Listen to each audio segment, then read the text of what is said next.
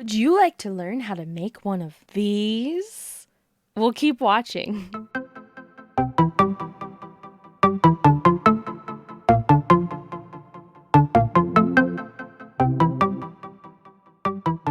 Hi everyone, and welcome to my channel for the 4th episode of Learn to Crochet. That is a comprehensive series where I go over everything you need to know all the way from the very beginning, like knowing nothing and going to the store and getting your supplies. I cover it all in this series. If you want to check out the playlist, it will be linked below and in a card that will pop up somewhere here. Each episode is all about a particular topic. That way, if there is one specific thing you need help with, I got you all in one video. I'm Em, and in today's video, I'm going to show you guys how to make a chain. And once you know this, you can make a necklace, a bracelet, a dog collar. I'm just trying to think of all the things you can do with a chain. Chains are so exciting. This video is going to be off the chain. So this may not look like much, but you have to know how to do this to start most crochet projects. This is how you're going to get started, because after you make this long string here, you're going to actually turn and go back into it and start your second row. So before we get into that, you need to hold your horses and learn how to do this first, because if you have a really, really good start, then the rest of your project is going to go a lot smoother. This is what one looks like. And if we zoom in and look at the anatomy of it per se, it is made up of these little V's, and they kind of loop around each other and chain in that direction. And then if you flip the chain over, there is also a bump on the back side. So that is a little bit about the anatomy of a chain and what it looks like, so that you're familiar with how it should look if you are doing it correctly. To get started making a chain, you're going to need to go ahead and make a slip knot and get the yarn onto your hook. If you need help doing that, there is a video in the Learn to Crochet playlist. Then you want to grab hold of your hook and the tail. I would recommend just kind of holding onto the tail and keeping it out of the way. And then you're going to want to wrap the yarn through your fingers however you choose to correctly tension your project as you start making this chain. We went over a couple of different ways to hold your yarn in the previous video, but my favorite way is wrapping it around my pinky and around my pointer finger. After you have a good grip on your yarn and a good hold on your hook, you're ready to get started chaining. I recommend holding on to this loop that's on your hook, the slip knot. So I always just take my pointer finger on my dominant hand and just gently hold on to this hook to make sure it doesn't slip off and we can work into it nice and easy. So that is step one. I don't want the loop up here underneath the hook. I want it right over here. And we are going to yarn over. And you're going to see that and hear that mentioned if you watch anything about crochet. Yarning over just is exactly what it sounds like. You take the yarn and place it over top of your hook like this. So yarn over is just simply this action. We're not going from the front to the back. We are just simply taking the yarn from behind the hook and crossing it over to the front, okay? So make sure you're not wrapping it around like this. That is too many steps. You just want to simply take the yarn and pass it over top of the hook like this. And then you're going to use these fingers or whatever free fingers you have on your other hand to hold on to your work. I would recommend grabbing right here where the knot is on the slip knot or at the tail. And you're going to slowly turn the hook to face downwards and grab hold of that yarn that you just put in front of it. And you're going to pull this through the loop that is on your hook, or that was on your hook, because now it's off your hook and you've made your first chain. Oh my gosh. You're so talented. Listen, I'm here to cheer you on, okay? I'll be your mom encouraging you, okay? That's it. That's how you make a chain. It gets easier, I feel like, as you make more and you have more work to hold on to. So, place your finger on top of this loop just to kind of keep it from falling off or sliding too far underneath the hook. Then you want to take the yarn from the back and cross it over to the front, just like that. That's it. Yarn over. Then, after you've yarned over, make sure to grab a hold of what you've already created right here and rotate the hook to face down and pull it through the loop that is on the hook. And you've chained 2. It just continues like that until you have made the right amount of chains. So hold on to this loop, yarn over, rotate your hook downwards, and pull it through. Voila, voila, voila. Remember how we talked about tension in the previous episode, and make sure that you're not doing this too tightly.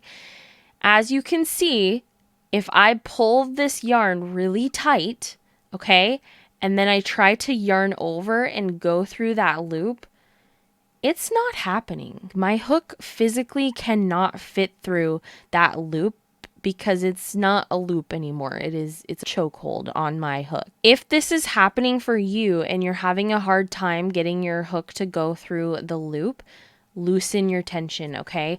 Maybe try a different way of holding your yarn, or just take a deep breath and relax and loosen how tightly you're gripping onto it. Alternatively, if your loop is really big and all over the place, and if you're having a hard time grabbing onto that yarn and pulling it through, and it looks like this and just kind of uneven and not neat and not cute, sorry, loopy, then you're going to need to tighten up your tension, and maybe you're just like not really holding the yarn at all in your hand any particular way, and you're just kind of haphazardly, see it, look, I can't even get it through this hoop. It's not easy when you're not holding the yarn. If that's the case, then you're going to need to find a different way to hold your yarn so that you can get a better grip and a better tension. I went over 3 different ways in the previous video if you need that. So here we are with our ugly chain. And hopefully yours looks prettier than mine. This is just for demonstration purposes, okay? And I want you to just keep practicing this same movement over and over until your muscles and your fingers start to get the idea. Hold on to this loop, yarn over, and pull it through. Hold on to this loop, yarn over, and pull it through. And when you pull it through, make sure you're rotating your hook to face downwards. It just passes through the loop easier that way. If you don't hold on to this loop on your hook, that's fine. You don't have to do that. That's truly just like an extra step. However, you see this happens. The loop slides all the way to the end of the hook, and I just have a harder time going through it and have to maneuver a little bit more. So I find just kind of holding that loop right before I'm ready to pass the hook through, that really just helps me have control of what I'm doing. So at this point you should be chaining away, and it should look like this. If you get comfortable with the action, feel free to speed it up. This is how I normally crochet. It may seem crazy fast, but I promise you with practice you can get to this point as well. And also make sure as you are practicing chaining that you are holding on to the chains that you've already made. If you don't hold on to those, this is what happens. Your work just kind of flips around everywhere, and it's really hard to work into. So make sure that you are holding on to that as well. I'm just trying to think of common problems that people might not realize that they're doing that might prevent them from making a chain. If you're chaining along and your chain kind of looks like this, just not neat, not uniform, uneven, some of the stitches are really tight, some of them are really loose, all this means is that you don't have a good control of the yarn as it's feeding into your project. I would recommend changing up how you're holding the yarn in your non-dominant hand, because this will help you keep things uniform and steady and not just all over the place. Yeah, I'm purposely changing up my tension here, and it just makes your chain all wonky, and it's really hard for your brain to compute where the individual stitches are. So again, that's going to be hard when you go into it in the next row. And it can also cause your project to start looking distorted and give unintentional results. As you're practicing this, there's a few things to look out for. Make sure, obviously, that you're doing the steps correctly, but secondly, make sure that your tension is good and even and not too tight, not too loose, and it should feel comfortable as the yarn is flowing through your hands. With this knowledge, you should be able to just sit around and make a mile-long chain. Your homework is to make a chain out of the entire thing of yarn you bought. I'm just kidding. That would be the longest chain. Your homework really is just to sit here and do this until it feels natural and you feel like you're starting to get that muscle memory down. And also, you can try out at this point different holds of your hook. This is what it looks like if you do a pencil hold. And practice as you're chaining, holding the yarn different ways, and just see what gives you the best results. And the best part about making a chain and the best part about crochet in general is it's really easy to undo. So I've made this long chain, and instead of cutting this and wasting my yarn, oh my gosh, I've been chaining for days.